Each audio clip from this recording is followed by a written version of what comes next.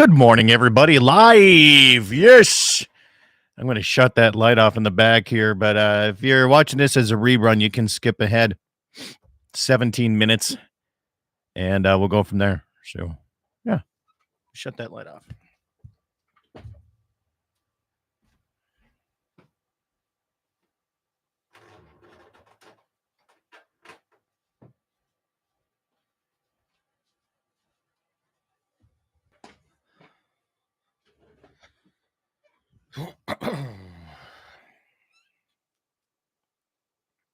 Morning, Waylon. Good morning. Oh, I don't know what's going on today. Oh, excuse me. Let's see here. I get texting. What is this all about? People sending me links. What is this here?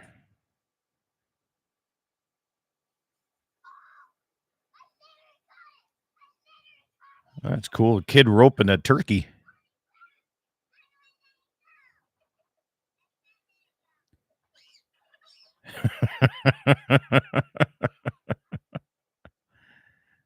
Right there.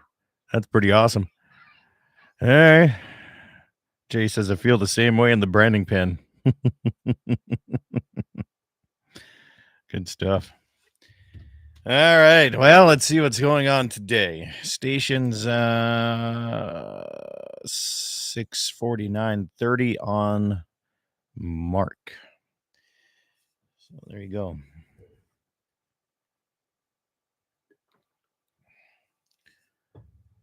If you're watching here, got my Hell Creek Customs, local guy around here. They started doing custom stuff for guns, ammunition, anything kind of sporting good related.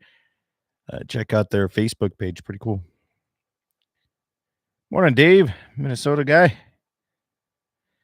Morning. What's on this one here? Karen, good morning. Good to have you along. What else is going on?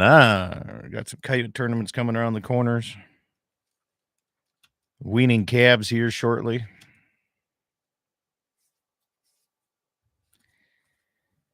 At the end of the month, a little bit earlier than last year. It's one of those years. It's like I just want to get done here. Get them out of here. Got my hay stacked. Oh, excuse me. Got my hay all stacked up here, except my millet bales. I just don't know about those yet. I'm going to keep them in single rolls for a while. And that's about it. Oh, I had a buddy of mine come down on Wednesday and Thursday, antelope hunting. And got an antelope taken. There you go. Morning, Jim. Thank God the wind and the rain stopped. Yeah, I heard you guys are getting a ton of rain down in that area. What the heck? The heck's going on here? Let's see what today in the Slope County is looking like for me. I have to try to meet with the Forest Service. I don't understand some of these guys, these Forest Service guys, when they come out and they came out and they staked a water line for us. And they denied our first request of going down through a draw and cutting off like a mile. They says, no, can't do that because you're going to have to bore underneath that. I'm like, we're not going to be able to afford how to bore like almost a quarter to a half a mile. So they drove up alongside of a fence and to get out of a gate. And as they drove along this fence, evidently the guy was GPSing this thing without letting any of us know. And they decided to put the stakes underneath the fence. Well, the fence goes over scoria hills and all kinds of sand rocks and everything, and just the dumbest thing we've ever seen. So they had to come down, and we're trying to get it around the scoria rocks and hills and everything and add another quarter to half a mile onto it. Anyway, mix of clouds and sun in Slope County today, near 50, winds 10 to 15 from the southeast.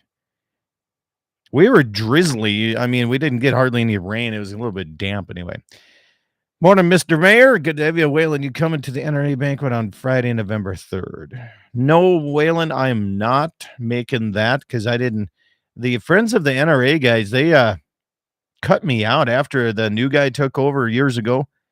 They didn't like how Western we ran stuff, so they have never invited us back. So I don't know what's going on there. But Friday, November 3rd, I have the University of Mary fundraiser and auction that we have been doing here for many, many years.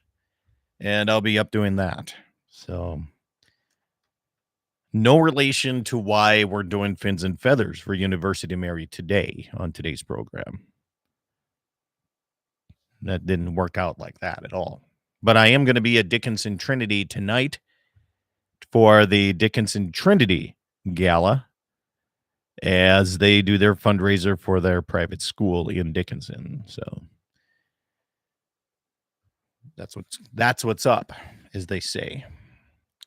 Let's see if Kevin Becker's awake.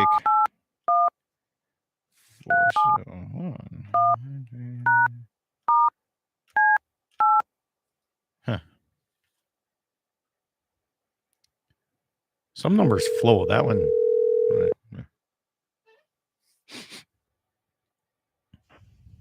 Well, good morning, Scott. Mr. Becker, how are you, sir? I'm doing darn good. How you been treated? Not too bad. Not too bad. We're on a pre-show on our YouTube channel right now. So for the next 10 minutes before we start the radio side, radio takes it from the live feed from my YouTube channel. All right. So, great. There you go. How are things? How are things out in the God's country out there? Slope County, baby. Not too shabby. Not too shabby. Just not been out there. I'm just not ready for the colder weather at all. Yeah. It's kind of cool here in Bismarck today, and my son's been out a couple of times, I think over the last 4 weeks, 2 different weekends out bow hunting, and tried to do some stalks, but it's pretty sparse out there. He said he hasn't seen really many quality deer. Deer numbers are way down. Yeah, that's just so surprising. Last year when we were down there in that Indian Creek area, we saw, quite a few yet, but I don't know. It must have just been a real tough winter. It is from 2 years ago, and here's my theory on this, because I live here. And so 2 years ago, we had that EHD problem on the Little Missouri River, and something fierce. Like every white-tailed deer in the countryside died and or got sick and close to death. And I think the mule deer, drinking from the same water, I think they got a little bit of sickness. And we've seen that last year. Any of the bucks that were shot were like either stags or there was something wrong. And I think the breed back last year was just god awful. And so I think we're still seeing effects from that EHD 2 years ago, even in the mule deer. And I know everybody says, oh, they can't get it, but you look at all the biologists from all over the country and they're like, absolutely, they can get sick from it. So I don't know why they wouldn't. Yeah. I know. Yeah, it's crazy.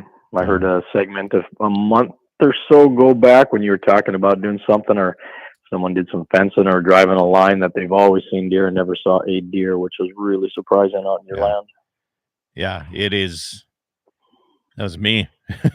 I've been, I've been riding, we ride quite a bit of country, and we ride probably once a week around here, whether it's checking cattle or moving cattle, and for other neighbors. And we try to help other neighbors out pretty much, But when it comes to, riding 4 or 5 sections and you don't see anything, that's scary. Yeah, that is unbelievable considering what, 4 or 5 years ago, just here's a deer, there's a deer, there's a deer. Yeah. What's your title, Kevin? Are you still head of athletics up there? No, I actually took the retirement route in May. Oh. Yeah, and I'm a volunteer, but still a marauder. And Fins and Feathers is kind of my baby with our way back in the day when we started it, and so it was something that I wanted to make sure I hung on to, just because my background with hunting and fishing and raising the boys and the girls to do that. And I wanted to continue it on. So new guy on campus doing a great job, but I said, let me be a part of this still. So Are you going to be up there November 3rd for the fundraiser? The gala is, man, they are turning away people. It's packed. I think we usually put 42 or so tables in the room. And I think we have 48 or 49 already. It's already tight the way it is. Yeah, it is going to be one hell of an event. And it's going to be it's going for athletics and our complex and our scholarships, and that's what our focus is this year. Okay. We always pick something, health sciences or something, and this year athletics because of our new complex that we're coming out with our Vision 2030 Phase 2. So it's pretty exciting. Yeah. But, are you coming up? Yeah, I'll be doing the auction, helping with it again. Yeah. Yep. Well, good. Yeah, if I sneak out there or whatever, but they probably won't give me any morsels or any crumbs off the floor. It's that busy. So, well, tell you what, I think I can't remember. Andy always reserves how many places at the table, but my wife can't make it this year. Oh, yeah. Okay. So she's got a test that she's taken. Wayne Moose says, "Good morning, Scott and Kevin." And Wayne says, "Congrats on your retirement, Biz the Whiz." Good old Wayne. Yeah, Mr. Faithful. Yeah, back in the day when I thought I had the cardiovascular and the legs to run around as a mascot, and for the Dakota Wizards, did it for 9 years. Oh, that's what that means. Okay. Yep, and my mascot name was Biz the Whiz, and we had a great, some great entertainment in Bismarck at the time with basketball. I did not know that. All right. Doing that at age 50 something. Probably wasn't what the doctor recommended, but it was okay. No, it was good. Doctor recommends exercise, don't they? I guess so, but not cardiovascular, breathing in and out in a rubber mask for 3 hours. But carbon dioxide in, I don't think it's good for the body, but we made it. No, it's good. I'll be darned. No, so yeah, things are going well and just plugging away. And like I said, out here, deer numbers, of course, are tough, but out on my brother-in-law's land south of Minoka, the muley deers have moved in a little. Oh, yeah. I've heard mule deer have been moving east quite substantially right now. Mm-hmm. Yeah, and there's got to be at least 12, 15 or something down there, and that's very uncommon. But now further down in the Hazelton area and the hills down there and into, the Linton and Beaver Bay area, there's always been good muley deer, but boy, they've really expanded, which is nice to see. Yep. They'll coexist, and hopefully they'll stick around for a few years. Absolutely. That's just changing. Everything changes, right? Station's 7 o'clock on top, 700 on mark. There you go. 6 minutes there, Kevin. All right. And we're going to be chatting for a while, or? Well, you got the whole hour. We can sit and start out with talk a little bit about this, deer numbers, just hunting all in general, and all that good stuff. I guess it really emphasizes even more with maybe the limited opportunities or whatever, why it's so important to still make an effort to do things like this and to get out more than ever, Yeah. Oh, shoot, it's windy or it's cool. Yeah, but let's just go take a drive. Let's just go see the country. We can't miss that stuff. Yeah. No, I agree with that, man. I had a gentleman from Bismarck, Mandan come down here this week and wanted to do a little antelope hunting. He was kind of partners in business with that Larson family that had the accident. Mm-hmm. He needed to get away. He had an antelope tag. 18 years he applied for. 18 years before he got drawn. 18 years. Yeah. So we went around and we got him on a pretty decent buck.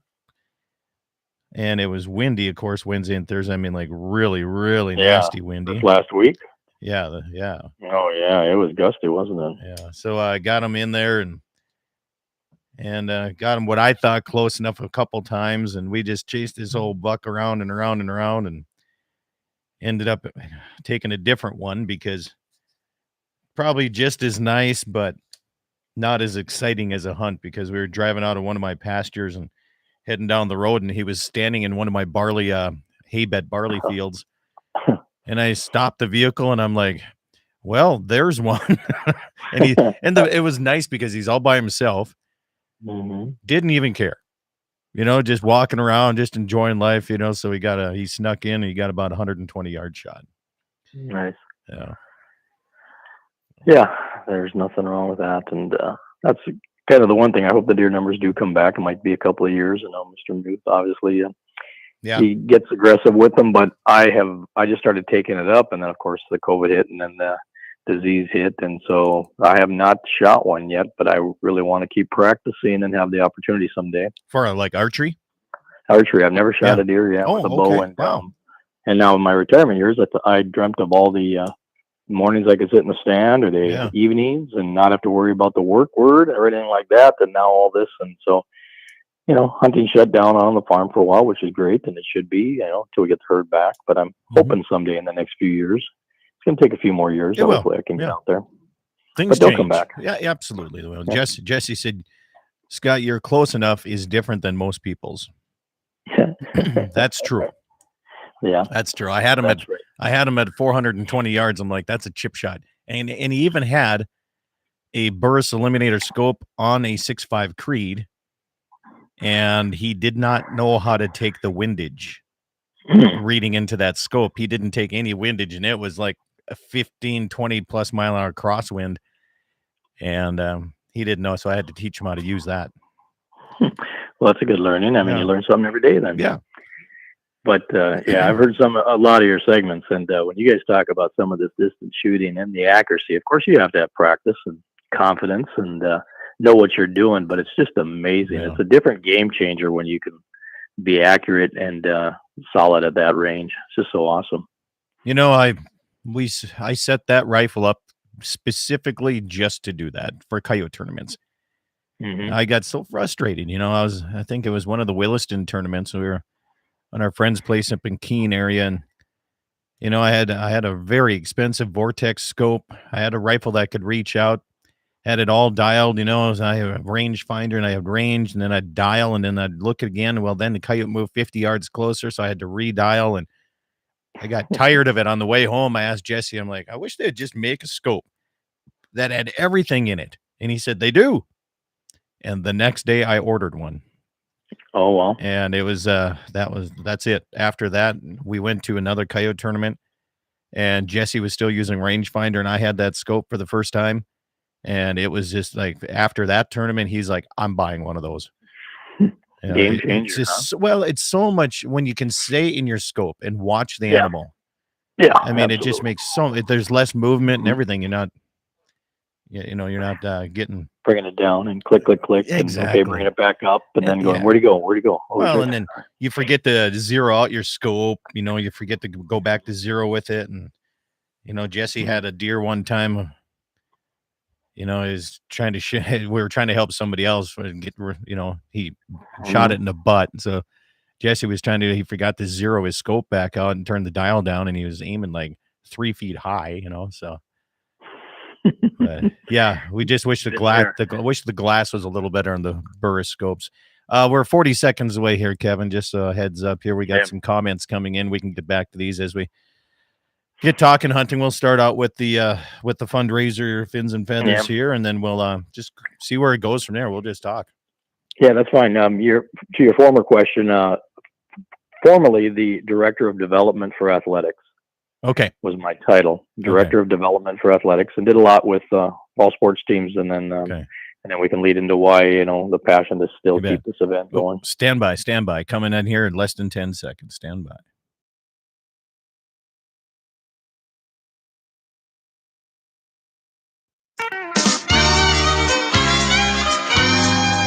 Good morning, everybody. Welcome to the Saturday edition of Dakota Prairie Outdoors. I'm your host here, nearly 2 decades strong. I'm Scott Bachmeyer here on a live Saturday morning program all across the fruited plains and the Dakota Territory, especially in we have K-Fire 550 in Bismarck, Mandan, KCJB, where I got my radio start, 910 in Minot. And also the Western Edge KLTC in Dickinson. Also our Mulberg, South Dakota, our friends down on Lake Oahe, KOLY, and all the way down to the capital city of South Dakota, Pierre, South Dakota, KGFX. Good morning. Glad to have all the listeners across the Dakota Territory with us here this morning. The phone number is easy if you want to call in and join in on any of the conversation.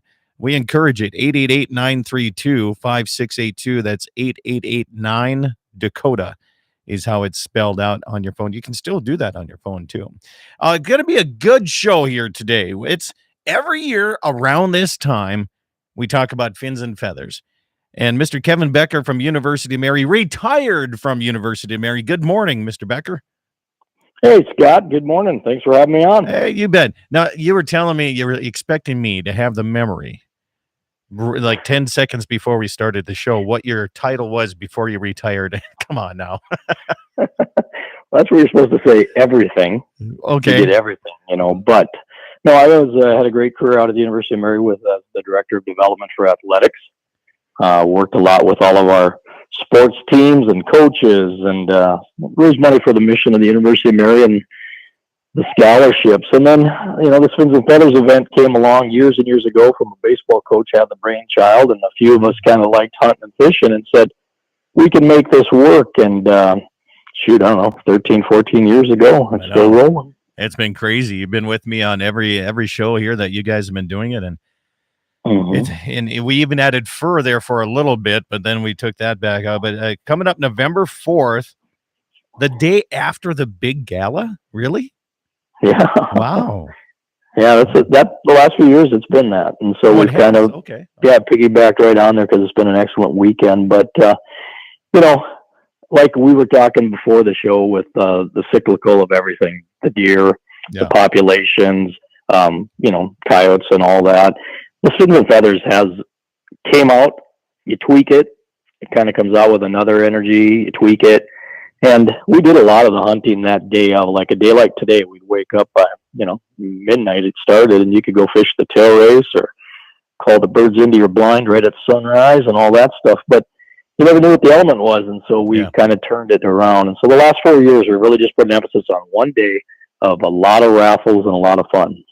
That's awesome. And you can still go out and hunt, though, can you?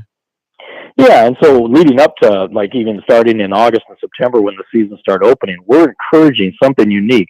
Where before everyone brought the game in and we oohed and awed in the parking lot. It was so cool. I mean, some of these dedicated, there was a team that won like 3, 4, or 5 years. They were made up of some Shields guys and stuff, and they were phenomenal. But, I mean, they had fish and they had everything. It was just amazing. And it showcased really what Fins and Feathers was all about, what you could do in the Dakotas in the fall and just have those splendid opportunities. And so we now encourage people to still do that, take a photo of that and send it in to us. And so the day of our event, we're running a slideshow of all these young men, young women, grandparents, families, with the harvest they've shot, which is so cool to see. No, it's interesting you say in the Dakotas, because that's an important thing, because you have alumni all across the nation. And, South Dakota really that border isn't that far from us. You know that. No, people come up from South Dakota, they enter this, and they have a great time too. Yeah, absolutely. And, right when you did your little opening promotion, I mean, all the reaches you're at, and there's a lot of family members that have crossed borders and here and there. And we have some people that come from Wisconsin just because of some students that went out to the University of Mary, told them about this. They're big outdoors people. This family comes every year from Wisconsin just for this event at this hotel. And this year even he made, I think the word is a charcuterie board. Is that it? With the old cheese and meats, and it has the Marauders colors, and things like that are pretty neat. So, and just to be clear, you do not have to be an alum to enter the Fins and Feathers competition. Right. No. I mean, you don't have to be a University of Mary alumni. You can come on November 4th and have a fun time. And this is at the Radisson Hotel Ballroom. That's right. And so to give a little bit of a, cut me off when I'm probably talking too long here, but I'm just going to recap kind of the event. Okay. Go ahead. So we have these things called the Great Outdoors Ticket. It's at Shields or it's at the University of Mary. And you can get it, but you don't necessarily need it to send your photo in. But it's kind of neat to see that, hey, this youngster or this young lady drug this ticket out into the outdoors, caught that really nice bass or walleye or shot that youth deer or whatever, and has that tag in the photo, kind of a neat memory. Yeah. Send those in. I'm going to give you all that information as to where to send it to, and you can go into just look up U Mary Fins and Feathers and you'll have all the stuff on the page. But then that day of the event, you're going to come into the ballroom, and we're going to start our raffles at 5:00. There's going to be food and beverage there. Everything is free except your raffle tickets you buy to put in the buckets. So come on in, and you can have. There's of course a beverage bar, and pay for that. But we have a lot of food, and then you walk around the room, and if you're an avid predator hunter like yourself, Scott, I love predator hunting. You can drop all your tickets into that table in that bucket, and everything on that table, including a rifle, is about predator calling.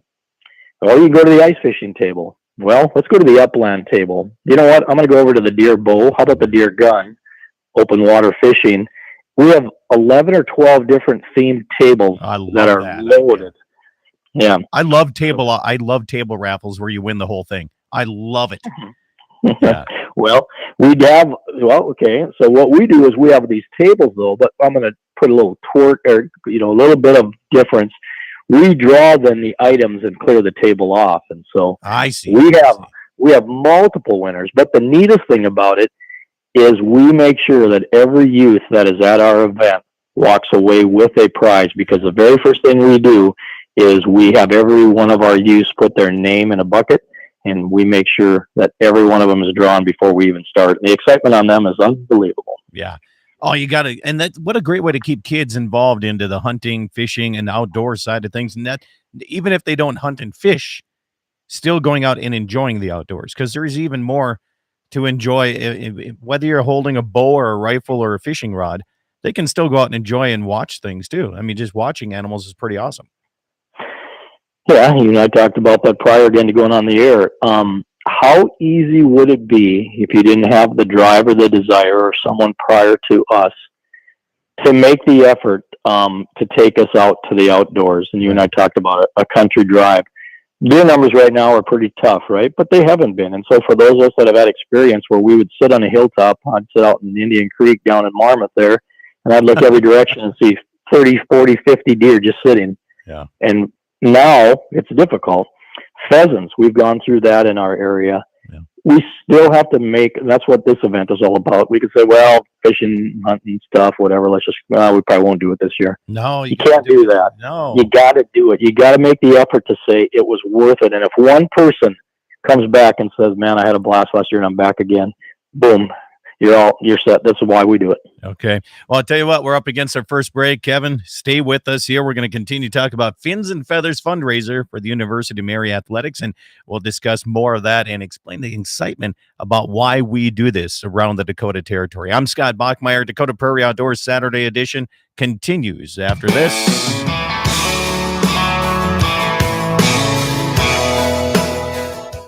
When it comes to picking the right financial institution that best suits your unique banking needs, we invite you to come bank with Dakota Community Bank and Trust. Recently named North Dakota's best small bank and Newsweek's America's Best Banks in 2021, we believe that community banking can blend both the past with down-home customer service and the future with modern banking conveniences and technology for our online and mobile customers, all while honoring our long-standing tradition of community-first oriented banking. Here at Dakota Community Bank and Trust. Pfeiffer's Auction and Realty would like to invite you to their next equipment auction coming up on Thursday, October 26th. It's the Bronneman Estate Equipment Auction out of Belfouche, South Dakota. Pfeiffer's would also like to invite you to many land sales. The West Dakota Land Auction is coming up October 18th, 19th, and 20th. You can find tracts of land in Corson County, South Dakota, Golden Valley, North Dakota, Billings County, North Dakota, Stark County, Hettinger County, Bowman and Slope County, and Harding County, South Dakota. For more information, go to Pfeifers.com. MoPro Guide Service, the best on Lake Oahe. Brent and his staff will give you the most enjoyable fishing experience, always having the latest in electronics, gear, and the most comfortable Lund boat on the water. Fish with somebody who lives in Mobridge, South Dakota, the heart of Lake Oahe. If you need a place to stay, the Morest Motel has newly updated rooms with free internet, a family-owned and operated business. Go to OaheWalleyes.com. That's OAHE Walleyes.com for the best fishing experience Lake Oahe has to offer. Rockin' 7W has all the panels you need. Freestanding panels, windbreak panels, feeder panels, and the original protester panel. You can custom order sizes to fit your current operation, or you can start from scratch. Rockin' 7W also does trailer repair on any size trailers, mobile welding, and custom cattle hauling. Call Justin at Rockin' 7W at 701-206-1030. That's 701-206-1030. Rockin' 7W, the farmer and rancher's go-to guy. East Greets West, an annual fundraiser for the North Dakota Cowboy Hall of Fame, scheduled for October 20th at the Valley City, North Dakota Eagles Club. This fun event begins with a social at 5, followed by a delicious dinner, and a very lively auction takes place following the night's keynote speaker, Jeff Gould telling America's story. Uplifting, touching, and profound, it's a presentation that inspires listeners to consider the sacrifice and blessing of our nation's history. Tickets for this event available at NorthDakotaCowboy.org. East greets West, October 20th at the Valley City Eagles Club. Western Frontier Insurance, agents that understand you, your needs, and the community. Whether you're looking for coverage on your farm, ranch, home, or auto, you can trust that Western Frontier Insurance will find you a combination of price and coverage that works for you. No fancy jingles, no talking boxes or talking animals, just good neighbors helping to keep you covered with price in mind. Western Frontier Insurance. Offices in Hazen, Washburn, Wilton, Bowman, and Hettinger. For over 80 years, Dakota Community Bank and Trust has been your locally owned hometown bank, an honor we take great pride in. And our customer satisfaction has always been our most important goal. We've gone along with the communities we serve and will continue to do so with our pledge of modern banking convenience with old-fashioned hometown service. From remote deposit options to online mortgage applications, we are happy to serve you wherever you are. Learn more at DakotaCommunityBank.com. That's DakotaCommunityBank.com.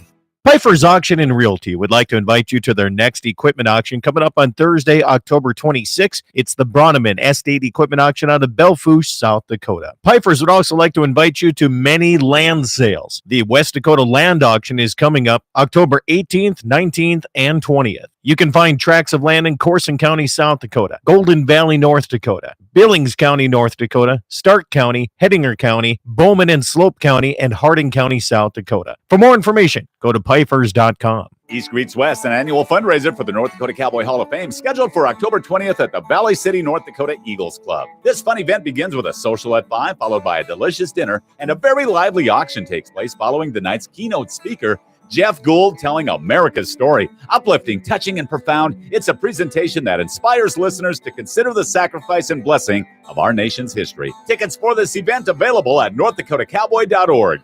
East greets West, October 20th at the Valley City Eagles Club. On that road,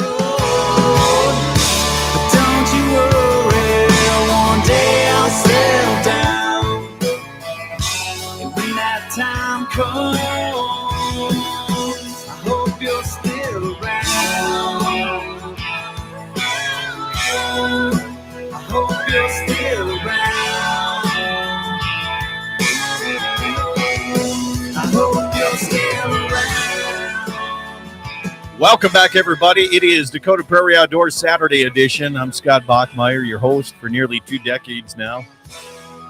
We're talking fins and feathers, University of Mary fundraiser with Kevin Becker. Kevin, was I correct when I went out of that last break and said that it's a fundraiser for the athletics department? Is it still that way, or is it you said more for scholarships this time? No, it is. It's a fundraiser for athletics, and it's for athletic scholarships for those men and women that call themselves the Marauders. So this is specific to athletics. Yep. Yes. But anybody, we want everyone to attend. Yeah, and whether you're alumni or not, it doesn't matter where you went, what college. Even if you didn't go to college, come and attend. And that is coming up November 4th, 5 p.m., starting at the Hotel Ballroom at the Radisson in Bismarck. And why don't you have it out at the University of Mary? There's just probably for the location and stuff, and having a facility where a person can come in and maybe they just came out of the field, I see. And we have that beautiful field house out there with that beautiful surface, and our track and field coaches probably wouldn't appreciate it much if we drug in a little dirt or mud out there and the running. And the one thing about it is the University of Mary, it might be the weekend or something, but there's always something going on with our sports teams. They're practicing out of season, in season. And so we like to have it at a venue where we can have, kind of a off-site and decorate it up. And it's good. So I'm going to go off topic a little bit and tell you my University of Mary story. Are you ready? I'm ready. I love hearing stories. Right. It's good. So I used to be pretty cool, and athletic. So track season, senior in high school, pole vaulting, last chance at University of Mary, pole vaulting and high jump. As you can believe, you've met me, but I could jump. And Waylon Turnus is watching here on the YouTube channel. He can even admit that I used to know how to jump, right? And the last chance, there was a guy from Flasher High School that went to University of Mary. His name was Blaine Meyer. and he was a pole vault. You got a pole vaulting scholarship. And I sat and watched the university team, some of their drills, and I took them home earlier. And then when we got back to the last chance, I qualified in pole vault, and there was a young man out of Mandan, North Dakota, that Rusty somebody, he was a high jump guy, and he took time and he gave me a little bit of tips here and there and how to jump a little bit better. And I was Class B, he was Class A. Back when they had those classes, I guess they changed now. But I qualified in pole vault and I qualified in high jump on the last chance track meet, University of Mary track and field there. I did 12.9 or 12.9 in the pole vault to qualify. And then I high jumped. I think it was like 6'4", 6'5". I think I hit. It was like a lot taller than me. So you know what though? Yeah, growing up south of Raleigh, where you did, I suppose you jumped a few fences now and then when the cow didn't want anything to do with you. So I suppose you had some good practice. We lived with the 3 buttes. If anybody's around that area and they see that, they know what the 3 buttes are. The 2 that were connected were in our milk cow pasture. And this sounds silly, but I always wanted to dunk a basketball. So somebody said, well, you got to start running hills and sprint up hills. So when I went out to get the cows, I would there was a couple foothills before the big buttes, and I would start sprinting and do sprints up there to get my calf muscles in shape to be able to do this. And it worked, or at least in my head it worked. But that's my University of Mary story anyway, because that was where I qualified for state track, and it was just a blast. That's cool. Yeah. Well, we're going to, and you talked about it again. So we're going to do the drawings that night at 6:30. And again, it's bucket raffles and 11, 12 different themed tables. If you've never been to an event, I call it, and I love all these organizations. It can be the Turkey Federation, Rocky Mountain Elk. It can be the Whitetail. It can be Pheasants Forever. It could be Ducks Unlimited. It could be Delta Waterfowl. It's all those banquets into one. And that's how I encompass and tell everybody. That's what you're going to see. I mean, you're going to see fish houses, augers. You're going to see guns. You're going to see ladder, tree stands, ground blinds. I mean, it's quite the deal. So let me ask you this. How can you get away with guns and outdoors and animals and the taking of animals in school, in a school setting? How does that work? Well, I think, divide it out that, all right, so we are, yes, the University of, it can be anything, but we're the University of Mary. Of course, we're private and so forth, but that doesn't, you've seen across the country all these shooting clubs that are starting, right? Absolutely. It's a great idea, archery. I think. It is. And it teaches ethics, teaches virtue, and it teaches, value and respect. And we lost a little bit of that. We probably lost a lot of it. But the criticism, and we don't really hear a lot of it where it comes across and says, well, all these shootings and so forth, and we've talked about that many, many times, and you talked about that on your show. But this is about men and women coming together. Especially, a year ago, you said something about, hey, Kevin, when are you guys going to start a club? Well, we have a club now. We have a shooting club, and we have had a competition. Mark Sandus out of Capital City Sporting Clays is our coach. And he's a good guy, too. He does a great job. And he's so good with these men and women. And we had a great success on our first shoot. And it's just not everyone is a high jumper. Not everyone's a pole vaulter. Not everyone's a basketball. Not everyone's a wrestler. There's music and there's everything else. And now we just found another niche for men and women to say, I belong with a group, and nothing better than team sports. Yeah. No, it's a great idea. I think, shooting clubs, just like you said, it teaches all the virtues that kind of encompass what you want your kids to know, right? I mean, you want them to know discipline, respect, right? You want them to know all that kind of things, and what a better way to do that with teaching that. And that's why every time we talk about this, I think, why isn't hunter education part of the school system anymore? Right? I mean, everybody should take that, just so even if you don't want to hunt or fish, you at least know how to recognize game, right? How fun would that be? But, you mentioned something, Scott, when we were talking, and the Fins and Feathers is all about, the engagement. We talked about how when times are tough, it's easy to just kind of say the heck with it, right?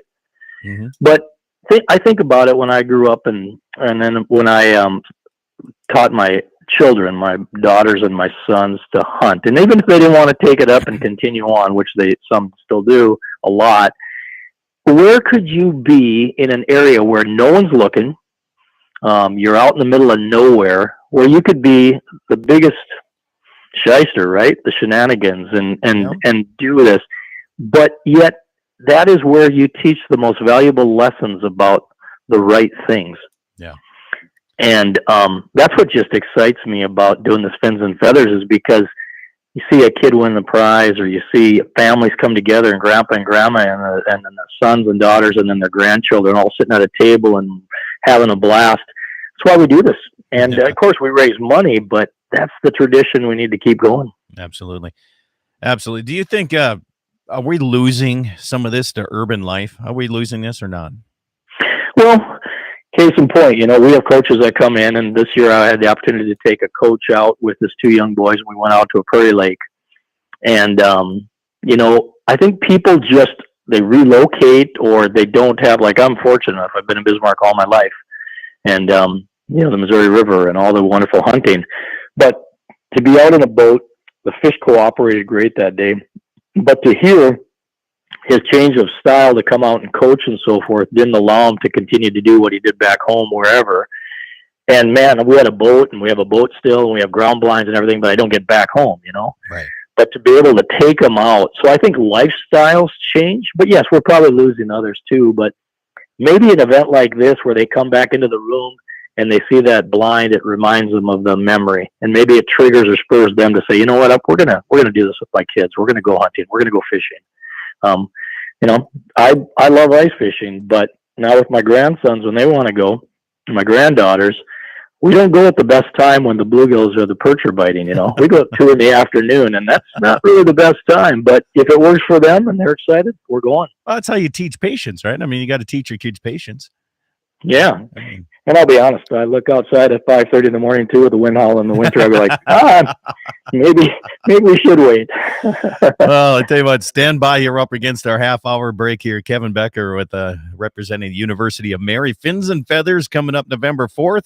You can get your tickets, your Great Outdoors tickets. Go to Shields Sporting Goods, Bismarck, customer service.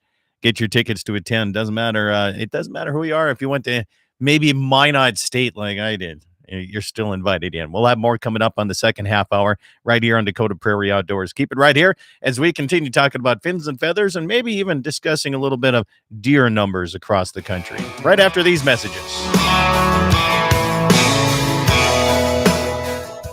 When it comes to picking the right financial institution that best suits your unique banking needs, we invite you to come bank with Dakota Community Bank and Trust. Recently named North Dakota's best small bank in Newsweek's America's Best Banks in 2021, we believe that community banking can blend both the past with down-home customer service and the future with modern banking conveniences and technology for our online and mobile customers, all while honoring our long-standing tradition of community-first oriented banking. Here at Dakota Community Bank and Trust. Pfeiffer's Auction and Realty would like to invite you to their next equipment auction coming up on Thursday, October 26th. It's the Bronneman Estate Equipment Auction out of Belfouche, South Dakota. Pfeiffer's would also like to invite you to many land sales. The West Dakota Land Auction is coming up October 18th, 19th, and 20th. You can find tracts of land in Corson County, South Dakota, Golden Valley, North Dakota, Billings County, North Dakota, Stark County, Hettinger County, Bowman and Slope County, and Harding County, South Dakota. For more information, go to Pfeiffer's.com. MoPro Guide Service, the best on Lake Oahe. Brent and his staff will give you the most enjoyable fishing experience, always having the latest in electronics, gear, and the most comfortable Lund boat on the water. Fish with somebody who lives in Mobridge, South Dakota, the heart of Lake Oahe. If you need a place to stay, the Morest Motel has newly updated rooms with free internet, a family-owned and operated business. Go to OaheWalleyes.com. That's OAHE Walleyes.com for the best fishing experience Lake Oahe has to offer. Rockin' 7W has all the panels you need. Freestanding panels, windbreak panels, feeder panels, and the original protester panel. You can custom order sizes to fit your current operation, or you can start from scratch. Rockin' 7W also does trailer repair on any size trailers, mobile welding, and custom cattle hauling. Call Justin at Rockin' 7W at 701-206-1030. That's 701-206-1030. Rockin' 7W, the farmer and rancher's go-to guy. East Greets West, an annual fundraiser for the North Dakota Cowboy Hall of Fame, scheduled for October 20th at the Valley City, North Dakota Eagles Club. This fun event begins with a social at 5, followed by a delicious dinner, and a very lively auction takes place following the night's keynote speaker, Jeff Gould, telling America's story. Uplifting, touching, and profound, it's a presentation that inspires listeners to consider the sacrifice and blessing of our nation's history. Tickets for this event available at northdakotakowboy.org. East Greets West, October 20th at the Valley City Eagles Club. Western Frontier Insurance, agents that understand you, your needs, and the community. Whether you're looking for coverage on your farm, ranch, home, or auto, you can trust that Western Frontier Insurance will find you a combination of price and coverage that works for you. No fancy jingles, no talking boxes or talking animals, just good neighbors helping to keep you covered with price in mind. Western Frontier Insurance. Offices in Hazen, Washburn, Wilton, Bowman, and Hettinger. For over 80 years, Dakota Community Bank and Trust has been your locally owned hometown bank, an honor we take great pride in. And our customer satisfaction has always been our most important goal. We've gone along with the communities we serve and will continue to do so with our pledge of modern banking convenience with old-fashioned hometown service. From remote deposit options to online mortgage applications, we are happy to serve you wherever you are. Learn more at dakotacommunitybank.com. That's dakotacommunitybank.com.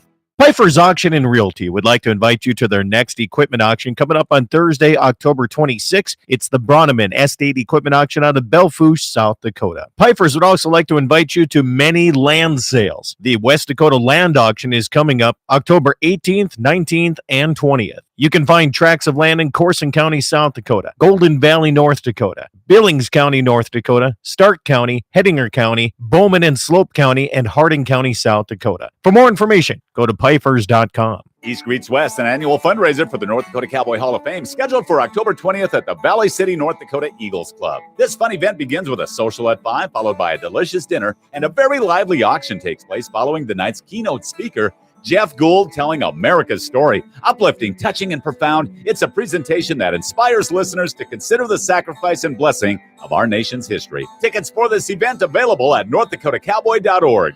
East Greets West, October 20th at the Valley City Eagles Club. On that road, but don't you worry, one day I'll settle down. And when that time comes, I hope you're still around. I hope you're still around. I hope you're still around.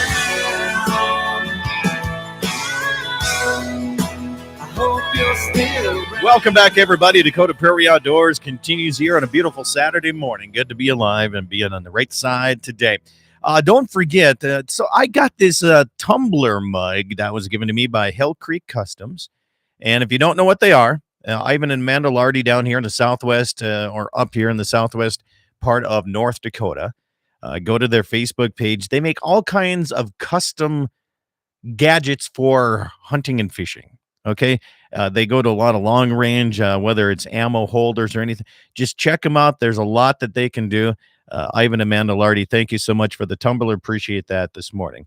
Also going on today, that was texted to me here this morning, the Cheyenne River Predator Hunters presenting their 9th annual Cheyenne River Classic Coyote Calling Contest coming up on October 28th here. There's buckles and prizes for first place. It's at the Curly Hall, located just off South Dakota Highway 63. 5 miles west of Hayes, South Dakota. Turn north on 63. So you know where it's at here. There's a big, little, and ugly dog contest included. Kevin, an ugly dog contest. I love it. This is what I like about coyote tournaments is they're always trying to make something new here. And the ugly dog, which Jesse and I, what was this, years ago, we were north of Hazen, and I saw this mangy looking something, and we found it, we shot it, and I guarantee that would have won the ugliest dog that we have ever seen in our life. It was so nasty. We didn't even want to pick it up. Oh my gosh! Yeah. But you helped put it out of its misery. But we did. He just looked at us and was like, he was like 10 feet away, like, please just shoot me. Please just shoot me. In regards to it, that's funny. But a domestic dog, isn't there some joke about missing my dog? He has only one eye and missing part of an ear and 3 legs and he answers the name of Lucky or something like that. Yeah. This coyote was lucky that you came upon him. So I took a neighbor of mine. Well, we were talking about Jerry Lamborn. His brother Larry Lamborn asked me one time. He had some friends come up from Colorado, some family, and he asked me. He said, "Is there any chance that you could take these guys out coyote calling?" So I did, and we went out. And I mean, I barely turned that call on, and we had coyotes coming in. And Larry turned and he shot. And I think he's using like a 270 or something, just a big old deer rifle on this thing. And he shot and he blew the paw right off of this coyote, right? And we've tracked blood for like ever, and we couldn't find him. Like, you know what? It's gone. So I remember the joke my dad told me, so I kind of incorporated Larry with this, right? So a 3-legged coyote comes walking into the bar, and the bartender says, "We don't serve coyotes in here." He says, "Well, that's all right." He says, "I'm just looking for the man who shot my paw." That is a good one, actually.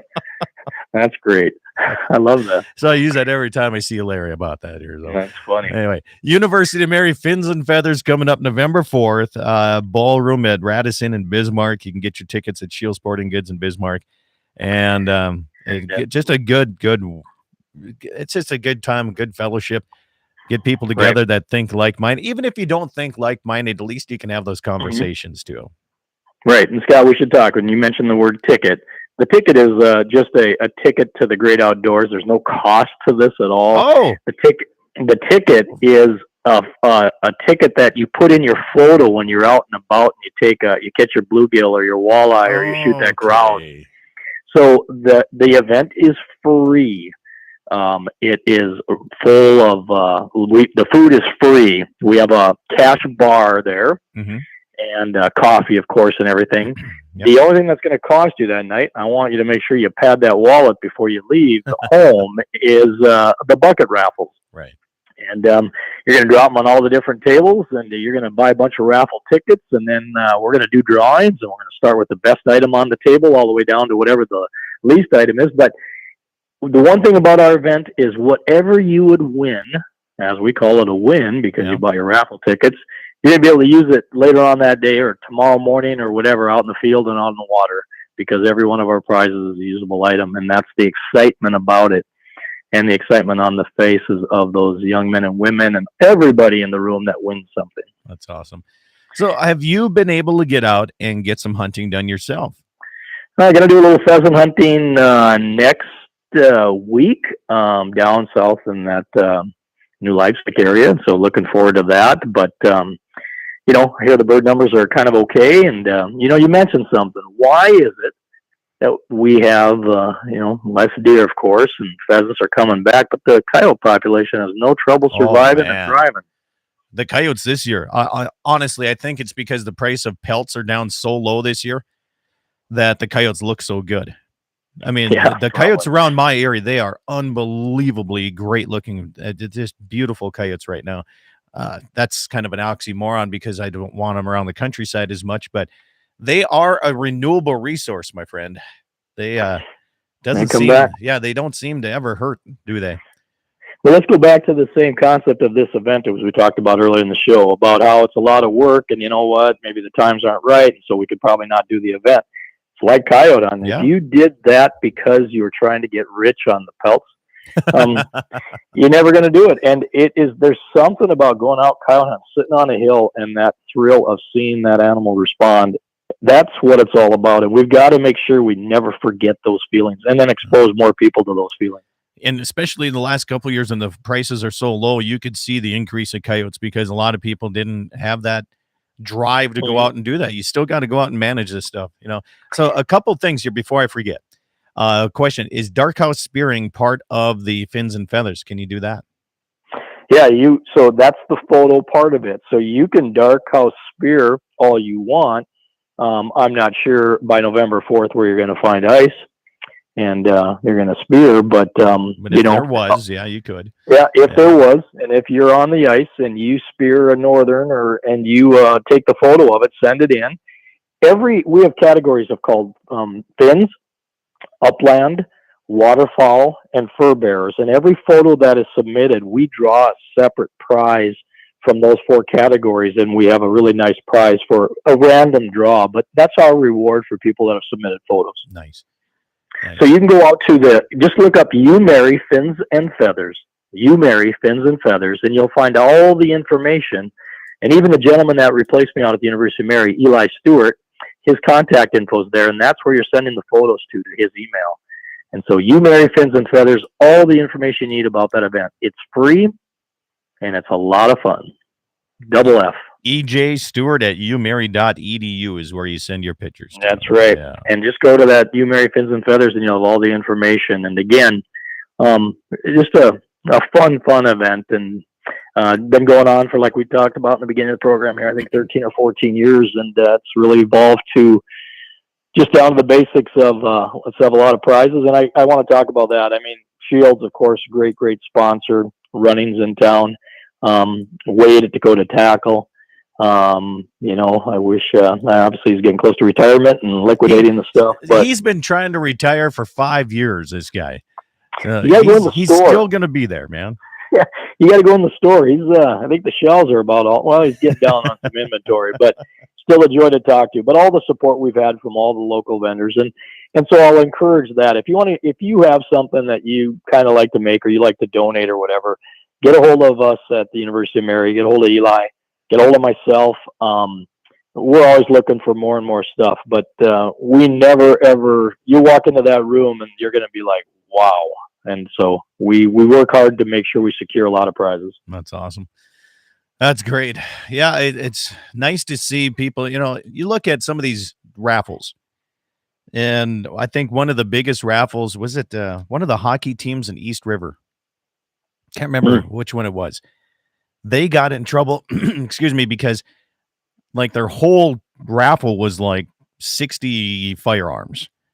Yeah. Right. And it still comes to that. It's like some of the easiest raffle tickets that I've ever had to sell seems to be with outdoors, right? Whether it's hunting or fishing. It seems like is that still holding true to this day? I mean, for the most part, when people want to have a raffle and do a quick fundraiser for somebody, isn't that kind of the same way now? Or is it just this area? It is, and that we have a raffle still at Mary. It's a big raffle. It starts like in June and goes all the way to this event, and we draw that night. And it's a cash prize of $5,000. And we went to that, and then went with this event and all these raffle prizes because, like you said earlier, we have alumni across the country. Yeah. Well, we had four-wheeler as our main prize. We sold a ton of tickets. Unfortunately, tough to get a four-wheeler to North Carolina. And so an alumni wins it or something. So we said, okay, let's go with a cash prize. Let's have this event, and anyone that can make it back home. And another neat thing is we have a football game that day. And so when that football game's over and all those people have come to town for that, we can go right to the Radisson and have a great event. Yes. And so what we want to do is, and like I said, the Wisconsin couple that comes back every year, and maybe someone from South Dakota or wherever, or small town North Dakota, come to Bismarck that day, do whatever you need to do, pick up your parts and all that, and make it a part to be at Fins and Feathers. You'll enjoy the evening, and come up and say hi and introduce yourself to me. So we're covering a lot of area this morning, Kevin, and if there is, whether it's a high school, private school, public school, maybe there's colleges, some athletic directors, or anybody listening right now, if they would like to start something along this line, would you be open to phone calls and how you set it up to encourage them to spread this in their college or schools or area of whether North, South Dakota, or any other 6 states that are listening? Well, it's a great question, and it's a secret that we keep only to ourselves. No, I'm just kidding. I cannot tell you. I cannot tell you. I've lost count of how many people from universities, from schools, have reached out to myself and whoever, and not just because, wow, we have this, but just how did you do this and how did you get by some hurdles? Yeah. And it's just persistence and involving the community. But yes, we've passed on the word, and we can't get enough people involved in things like this. So I will continue till the day I die and make sure that I promote the great outdoors. So what was one of the biggest hurdles, and how did you overcome that?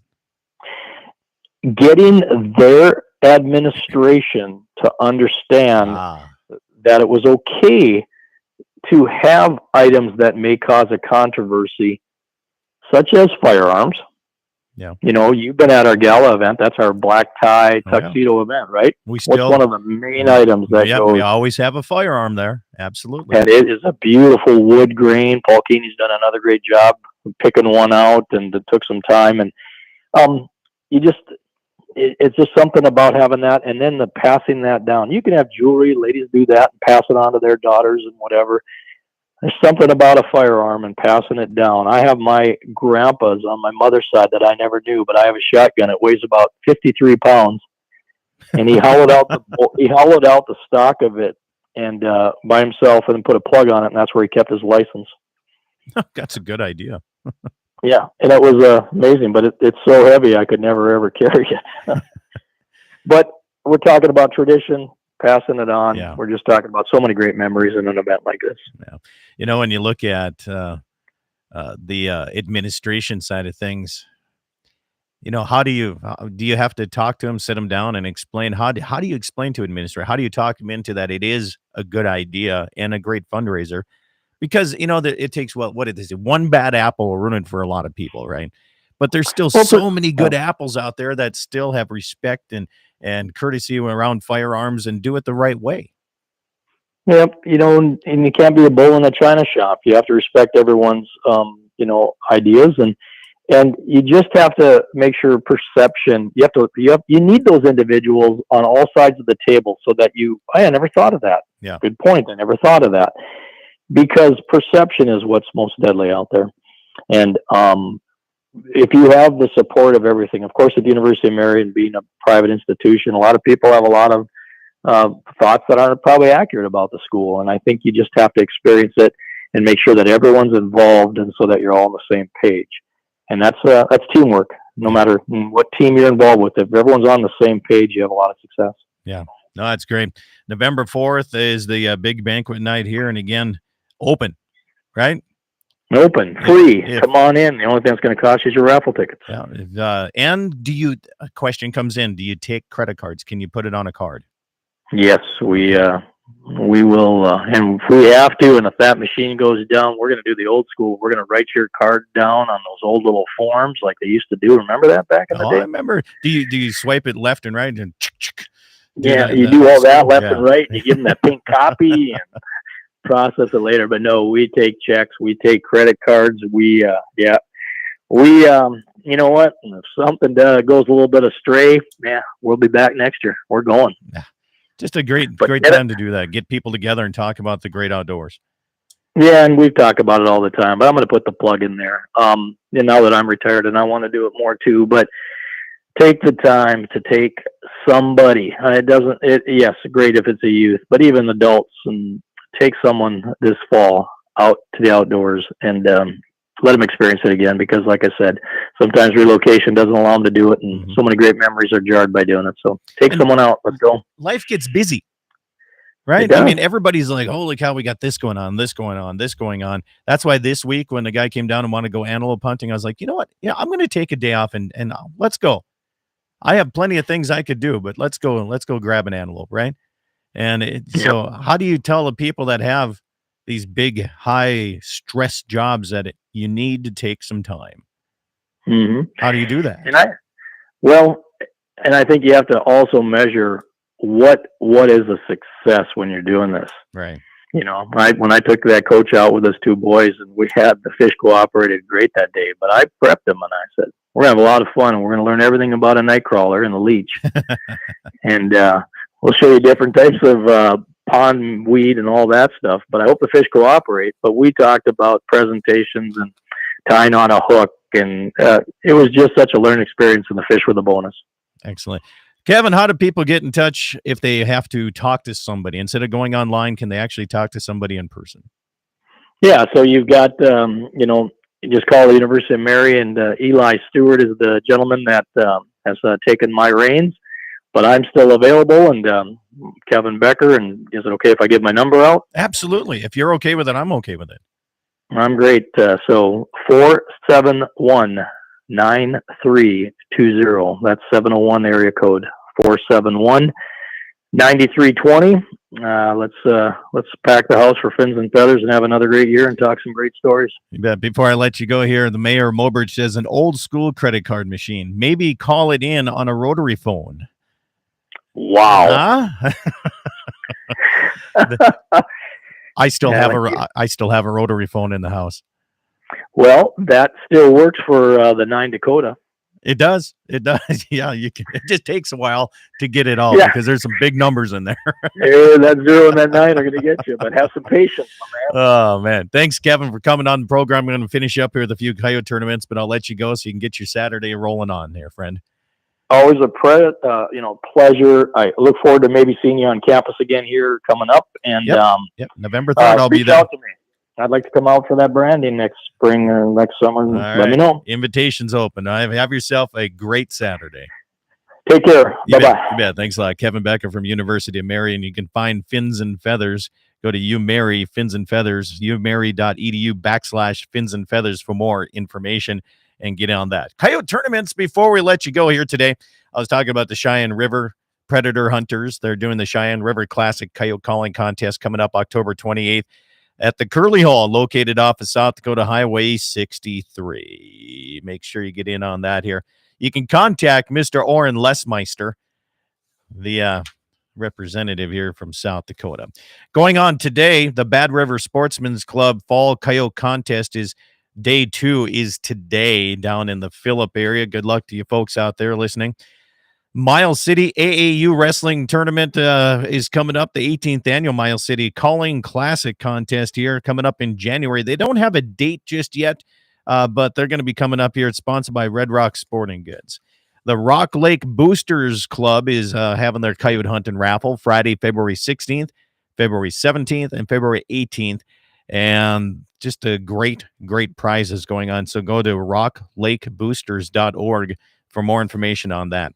And last but not least, don't forget about Bowman, North Dakota, the Ag Appreciation Banquet going on October 25th at 5 p.m. This year's honorees are Mark and Stephanie Kellner out of that Scranton, Buffalo Springs area. It's going to be held at the Four Seasons in Bowman, North Dakota. If you haven't ever been to an Ag Appreciation Banquet, please do so. It starts at 5, social at supper, dinner at 6, whatever you want to call it. I call it supper. And then the entertainment. They always have great entertainment at those two. It's free and open to the public for you to come in on that.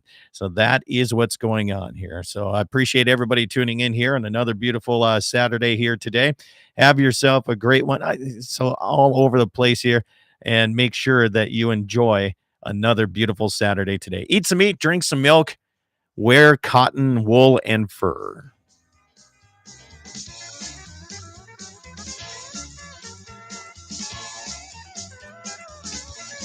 I was way off of my outro music. Jesse, you're going to make fun of me on that one. So when I hit it, it went on to another one. But stations, thank you for everything here. Sorry, I missed the out cue. Oh, man. Here comes. Now I'm only, 20 seconds late? No, it can't be. Yeah, I missed it. Sometimes the old iPad, when I hit a button, it went to a different screen. What do you do? All right, ladies and gentlemen, have yourself a good day. I'm going to see if the Forest Service is going to let me do a little different trenching. Ivan, Amanda, thank you. Hell Creek Customs, everybody. Go check them out if you want something, I think, like everything. Ammo holders. Think they can do suppressor wraps custom to you. That's why it's Hell Creek Custom. So Ivan, Amanda, what I'd like is my brand on a black cow and written underneath Black Lives Matter suppressor. Okay. The suppressor cover. That's what I want. Who's this? All right. I guess we're going to the phone lines. Hello, Anonymous. Boy, did I tried to fast forward. I forgot my timing and I was trying to go forward on it. And I swiped the whole damn page off my iPad. I lost the whole damn page. Made me feel so good because I screw one of the breaks up every time I do the show. So that's the first time I messed up in a long time. Making me feel semi-adequate at times. Adequate. Speaking of semi-adequate, my first broadcasting of a football game in 22 years last night. How'd it go there, Mr.? Did you? It went good. Let me ask you this. Did you do? He's at the 35, the 45, the 55, the 65, the 75. Did you do that? No, okay. No, just 55 to 75. That would have been funny. Never thought of that one, but I heard that done no, once or twice. It's nice when you got the old football coach Jim Kimosabi next to you. You pretty much let him roll with play-by-play, and I had the binos. I had the coyote hunting binos on my chest, so I could grab numbers on tacklers, and it's tough to see from up there. One of the tips that someone gave me after the game was if you've got a section in your booth where you can turn the lights off, and then you don't get that glare on the glass, and then you can see so much better. And I never even thought of that. Yeah, it's no different than having the interior lights on in a car at night. I should have thought of that one, but we did all right. Bowman came up and took care of Hazen pretty handedly. I think it was 29-0 or something like that. It could have been really. Could have been 50-0. But Hazen had a rough year this year. They're down on some athletes and a few injuries, and I don't believe they won a game this year. So kind of ugly, but. Bowman looked good, but they got number one team in the state Velvet next weekend in the playoffs. So see how that goes. But good enough. Yeah, good show. We gotta try to. It disappoints me a little bit that the Fins and Feather deal doesn't have the display of the animals anymore like they did originally. But that's tough. You pretty much have to hold the event outside of Bismarck if you're going to lay out 50 coyotes and 200 fish and 30 geese and a couple swans. And I know the one year back when it was pretty much just ran by the baseball team, they held it up in Wilton, and a local kid up here in Hazen, Connor Dahl, was on the baseball team. So that's kind of how I got introduced to it. We went over there with his parents, Sarah and I did, and it was just wild. The number of raccoons and porcupines, and 3 or 4 people had their swan tag and filled it and brought their swan in that day. And well, it was an awesome display of like the gentleman said, what you were able to go and do in the fall in North Dakota. Yeah. So cool. I never made it. Forest Service. Yeah. What do you got going?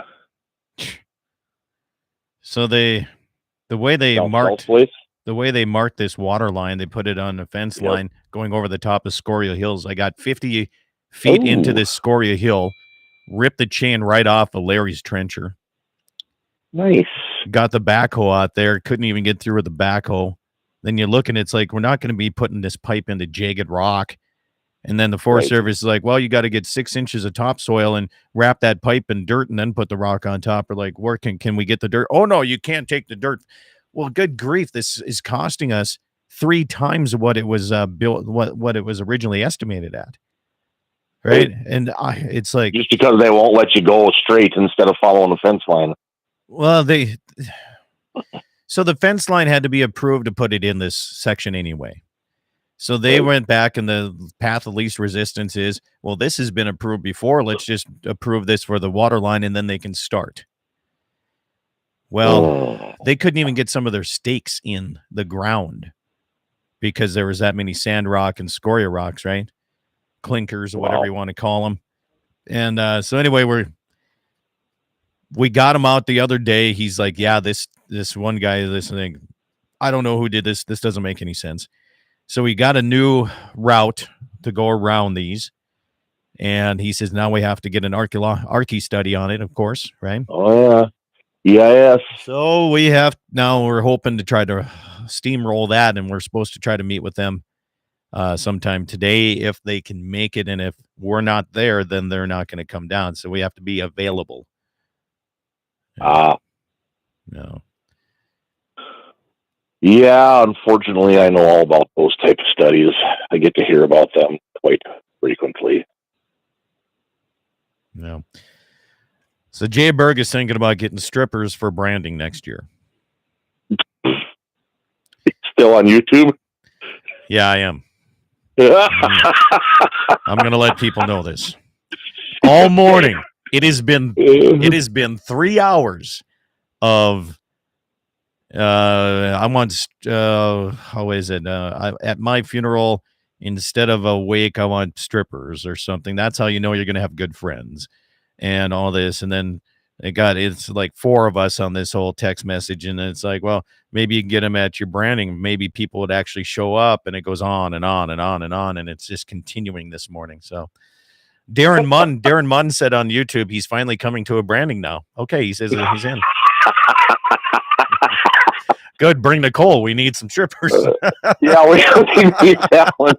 We need talent. Could become the best color man in high school football, according to Brian Warner. There you go. Oh, I don't know. It was all right. I told Jim, I said the last football game I did was 100 degrees below zero in Beach, North Dakota. So, man, that was a long night. Darren says it's a deal. He's bringing her. We talked about that, Darren and I, the other day. If I wouldn't have stayed up so late last night, we could have done that today, Darren. We talked about running down to the ranch sometime for a show, but we'd have had to leave by the time I went to bed. Oh, well. What did Jim stay at your place then? No, he headed home. Went over to garage supper afterwards, after the game with head coach and a few of head coach and a few of the friends and family that help with the games. Have a little get together. Nice.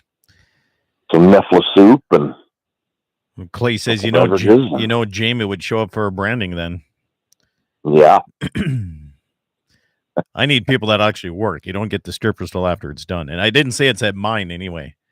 It's at Jay. Jay's all about this.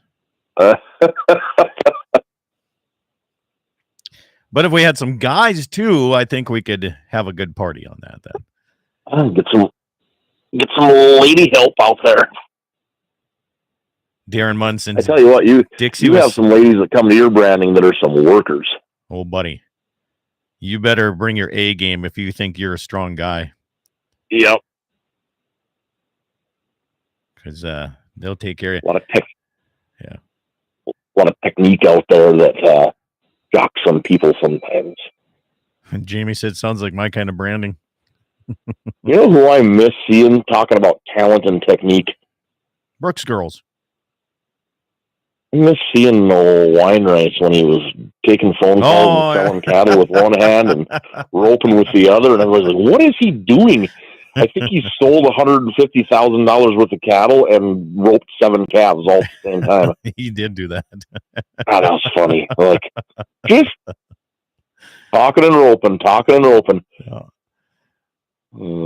Yeah, it's. Is he down in Nebraska now? No, he's in Hot Springs, South Dakota. He went down to run. Okay. He took over the cattle side of that farm and ranch down there. Okay. Yeah, Derek. He's pretty good. He sends me a Snapchat. There you go, Derek. I couldn't remember his name. Yeah. He'll Snapchat me every once in a while. Good. Yeah, we keep in touch pretty good. He was fun. Him and Travis are both good guys. Some of the two I know the best, I guess, but. Yeah, now they send their hired hands over instead of them coming over anymore. So they're so dang busy when you run an operation like that and all the different facets they've got going on. Boy, it's a lot of things to keep track of, I'm sure. Yeah, they're all spread out pretty good anymore. And now they got wives and kids of their own, and that changes the old game. Yeah, it does. Yeah, I haven't broke the news to my girls that probably aren't going to be driving semi. That's going to be a big lower lips when I tell them that. Yeah, take them out of school for a day. It doesn't seem like it matters. School wasn't the big thing. I just can't bust a day of work right now. So right, send your wife down with them then. Oh, well, good luck having her drive semi. It's an auto. Yeah.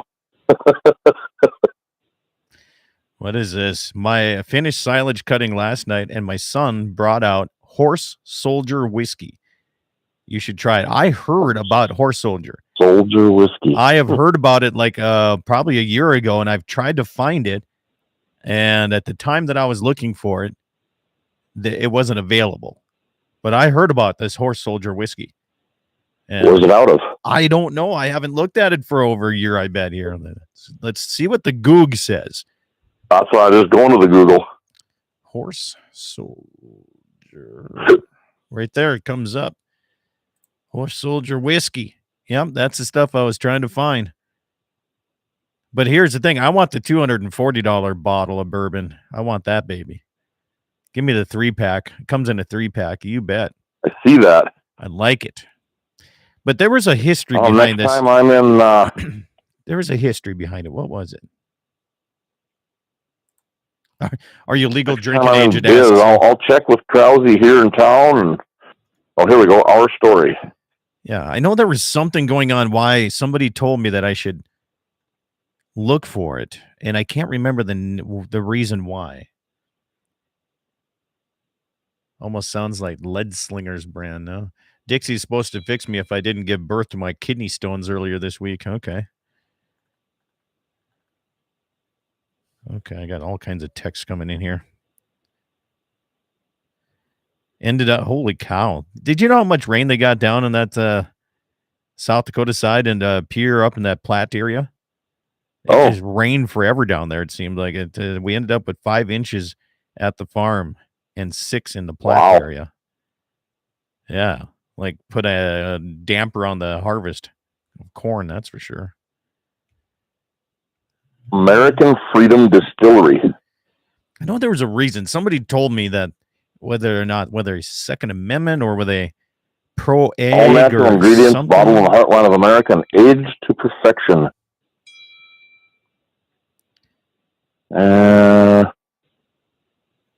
Lead Slingers Whiskey is a sponsor of Armed American Radio.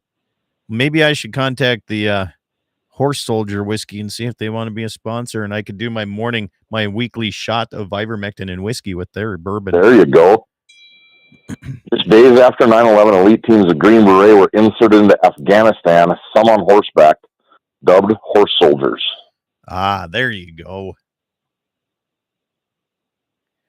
That's what they named it after, anyhow. So Scott Bulgy said there's a whiskey called Flyover Whiskey out of Nebraska. You know, I stopped in, is it Dimmick? Yeah, Dimmick, South Dakota. Dimmick Cheese. And they had moonshine that was made out of Pierre, South Dakota. And probably some of the smoothest shine I've had in a long time. You've had a shot of that, Jesse, with me at the shop. Yeah. About 2 to 4.5 inches around Miller, South Dakota. Holy cow, that's a lot of rain. You know what we need to do, Jesse? What is that? I hate to say this. You and I need to start a whiskey podcast.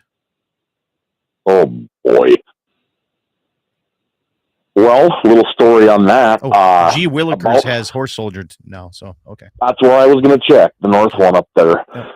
Jeremy House, which you know Jeremy through the NRA banquets, one of my committee guys up here. You got to say, Jeremy House. House. Just like the song. Roundhouse. No, the song. Is it Glass House? I mean, a glass? I do not know. House. I don't know that song. Yes, Coyote 100. That's exactly what it was called. One Shot Cap. He knows what I'm talking about. Yes. And so about 4 years ago, we had a beer tasting. We got together and bought a whole bunch of single cans of beer wherever you go into liquor stores and they've got these different weird beers. And so we buy them and we lined up 15 of them a night and poured one can into 3 glasses and just tried out all these different beers. Well, then we kind of got through all of that stuff and decided, you know what? We need to do this with bourbon and whiskey. Mm-hmm. And Jeremy kind of set some parameters. It couldn't be, it had to be over 80 proof or 80 proof or more. And we weren't buying expensive stuff. It was under, I don't remember for sure, but under $40 a bottle. Like just common man's whiskey to see which one out there was the best.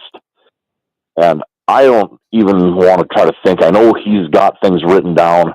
I bet we've tasted 50 different ones. And it's been a good time. We found some real cheap bourbon and whiskey that was very good. We've bought some like Buffalo Trace. Yeah, Buffalo Trace is I'd say the upper end of the lower priced stuff. Yeah. But we've also found some of those upper end of the lower price stuff that was horrible. Yeah. Was just not good. Things like Benchmark. If you can find a jug of Benchmark, it is poor man's Buffalo Trace. Like it's Buffalo Trace, but even cheaper. Yeah. You can buy a 175 for about the price of a 750 of Buffalo Trace, and it's made at the same distillery, and they taste so close to each other that most people are not going to know the difference. And yet, it's way better than buying a 175 of, let's say, Windsor. Mm-hmm.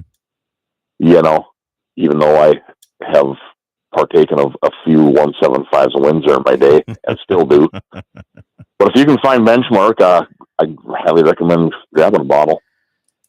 Let's see. Okay. So the song that I was thinking is Brick House. Okay. Yeah. Let's see. Has anybody tried to rattle in a pronghorn? I have never tried that. I've flagged one in before. Rattle in a pronghorn. I've never heard of that either. Oh, yeah. I've flagged one in. Take a sorting stick and jam it in the dirt and sit about 20 feet away from it and just hold still and wait for them to come. No, you take like a hanky, like a white hanky, and you just throw it up, flap it around a little bit. Oh, you get this. So Joe comes down and we find a decent antelope, right? It's in the middle of a Chris Burquist field. I call Chris. He's like, yeah, go ahead. So we sneak in. He has these 4 foot by 5 foot round bales, right? Okay. And we're sneaking behind these bales, and I get them about 420 yards out. And we're looking over the top of this. Huh? Joe Hillis? Hillerson. Or Hillerson. There you go. So anyway, we're behind this bale, and he's like, I just, maybe if I can belly crawl or anything. I'm like, nah. I said, they're going to catch you on me. I said, check this out. And I start pushing the round bale closer to the antelope. And he's like, this is freaking genius. I said, it's only genius if it works. Well, he got a little overzealous and started pushing that round bale like goddamn tornado was coming through the field. And all of a sudden the antelope are like, what the hell's that? Like I was thinking, let's move it like a foot at a time, right? Nice and easy. And then every once in a while, because it was oblong, it would like roll a little faster. But he was just like, let's get close. So, yeah, but it didn't work. So. Didn't want to take that 400-yard shot, huh?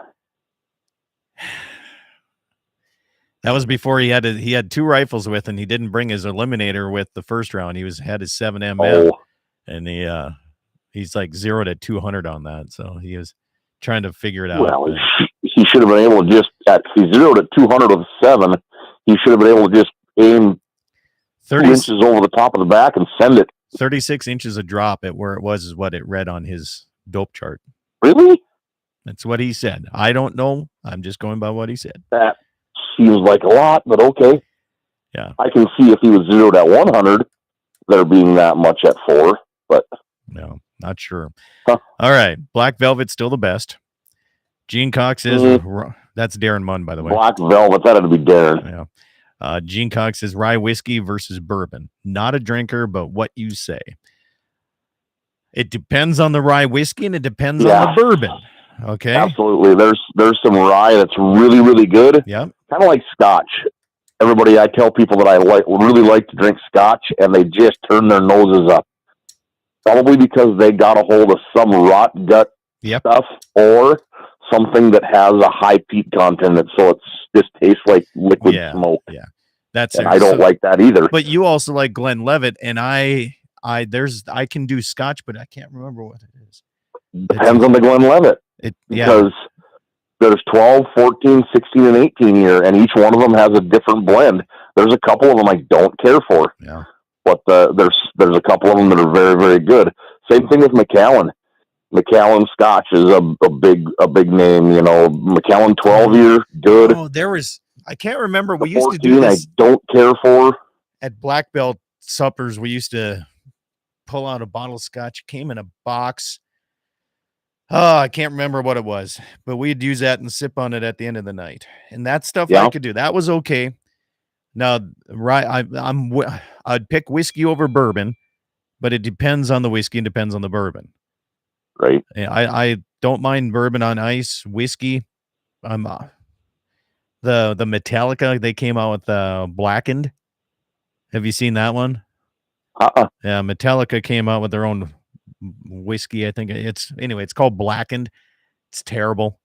Absolutely terrible. Oh. Yeah, in my mind, but so what is Jamie? Jim Beam, regular Jim Beam.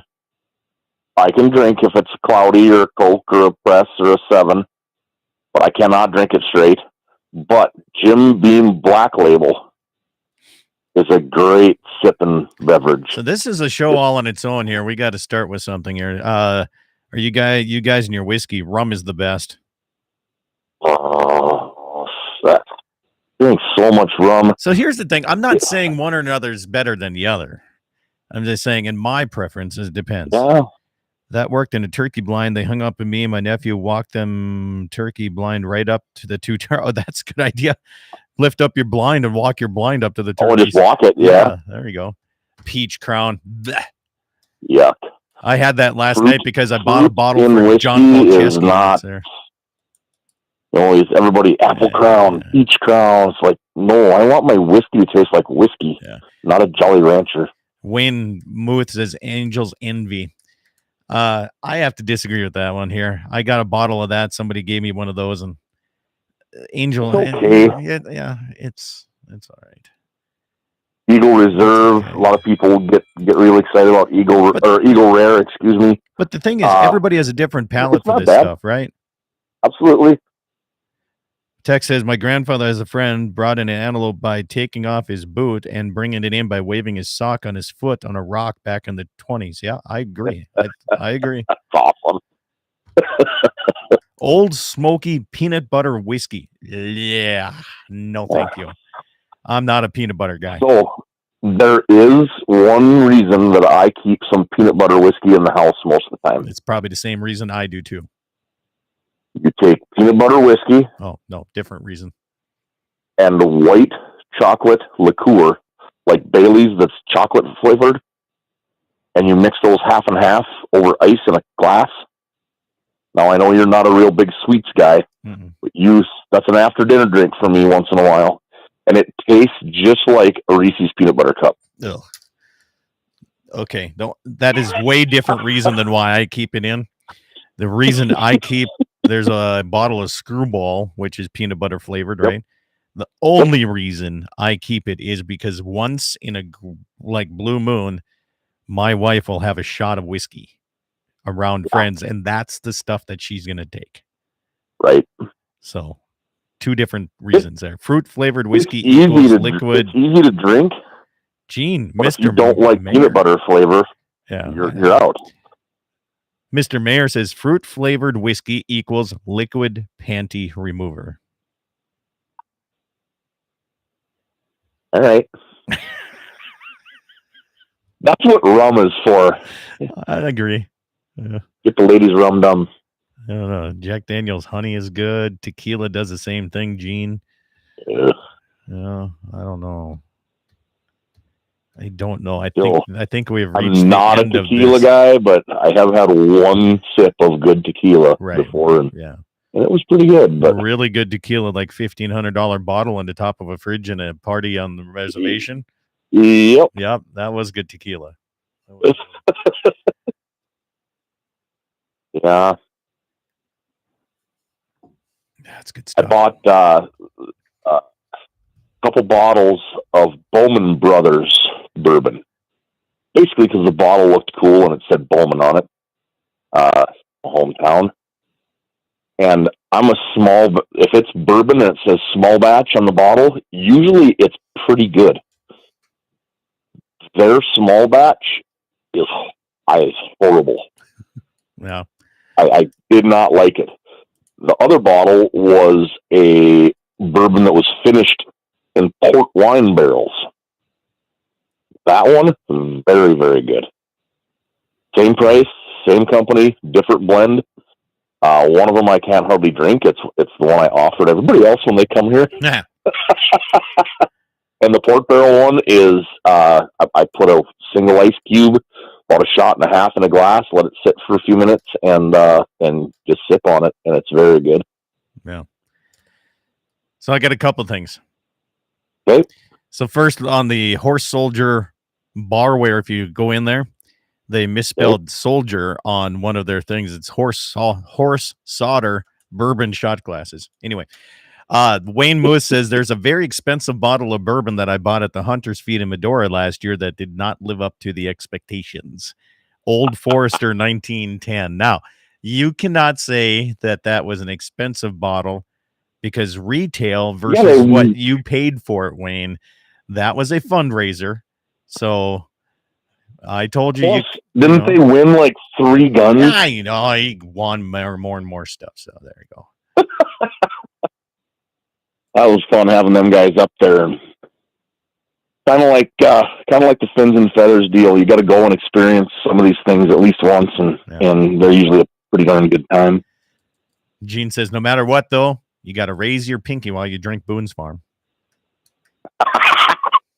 I had a conversation last night about wine. And one guy, he said, yeah, well, my wine comes out of a box. I'm like, oh, you don't even know about the quantity of wine out of boxes that's been consumed in my lifetime. Remember Black Nun? Usually, oh, yeah. But now you can get some really high quality, high dollar wines in boxes. And I don't Sarah know and if that this works together. I don't know if you can say high quality and high dollar. You can say high dollar, but high quality in a box. Absolutely. There's some know about that. 500. And the reason is Sarah and I found this out a few years back that, probably 20 years ago now, the wine industry kind of exploded worldwide, and they were having a difficult time keeping up with cork production. They couldn't grow the cork trees fast enough.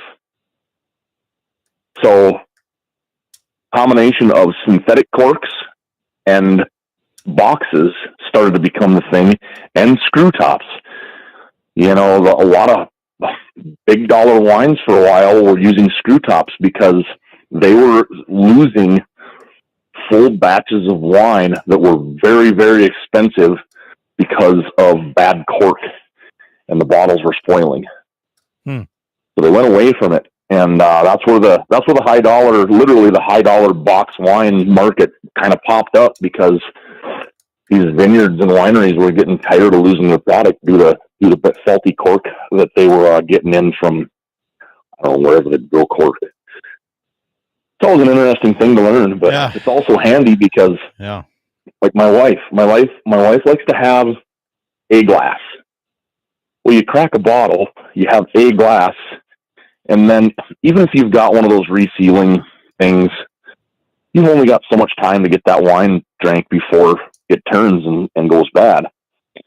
Well, with a box, got a little pour spout, no air ever gets in there, you can work on that box of wine for months, and it doesn't go bad. So that's why we have a couple boxes in our house, is just the convenience of not wasting product. I tell you what, Dixie doesn't drink box wine, and she doesn't waste it either. So Waylon says box wine. That way you have something to throw up in after you drink it. I knew that was coming from someone. Yeah. Guns in the 701. I remember an experience with wine. Didn't make it home from Scott's place that night. Eric Serbowski says Wiser's Deluxe. We drink Wiser's up here. We have Wiser's. You got a bottle of that at your house. Brian says wine drunk hangover sucks no matter how much the cardboard costs. Yeah, that's not true. That's not. Yeah. Not a shade of distruth in that. Yeah. Distruth? Yeah, it works. You can make up anything you want for. Nicole's wine glass holds 1 bottle of wine.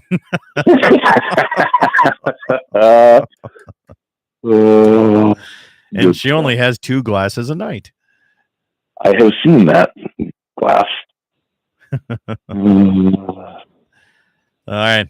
I better get rolling. I got to get down to the pipeline. Alrighty. Sounds good. Good luck. Hope everything goes good and you can get her punched in and the way these days are going, we're gonna have freeze up here pretty quick. We've had some chilly mornings up there. So we froze last night. Yeah. So. All righty. We'll catch you later. You bet. See ya. Bye. All right, YouTubers. Thank you so much for keeping on there. We'll catch you guys next Saturday.